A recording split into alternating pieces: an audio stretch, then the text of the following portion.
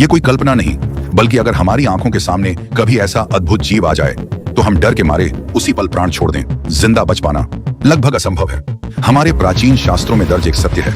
जी हाँ, आज हम बात करने जा रहे हैं ऐसे ही एक रहस्यमयी जीव की, जिसके नाम भर से देवता भी कांप उठते थे। शास्त्रों में उसका वर्णन मिलता है। लंबाई इतनी विराट कि सैकड़ों योजन तक उसका शरीर फैला था, और एक योजन यानी लगभग 12 किलोमीटर। तो सोचिए, यदि उसका आकार 500 योजन हो तो यह 6000 किलोमीटर लंबा होगा। इतना विशाल कि पर्वत उसके फनों में बंधकर साधारण लकड़ी की डंडी सा प्रतीत होते थे। उसकी आंखें अंगारों जैसी लाल, उसकी जीभ मानो बिजली की तरह कड़कती, और जब वह फुफकारता तो आकाश तक कांप उठता था। श्रीमद् भागवत महापुराण और महाभारत के आदि पर्व में इस अद्भुत नाग का स्पष्ट वर्णन मिलता है। नागों का अधिपति वासुकी, यही वासुकी नाग समुद्र मंथन का आधार बना। उसका विराट शरीर मंदराचल पर्वत के चारों ओर लिपटा। एक ओर देवता खींचते, दूसरी ओर दानव, और हर बार जब वह फुफकारता तो समुद्र उबल पड़ता, धरती हिल जाती और आकाश में बिजली फट पड़ती।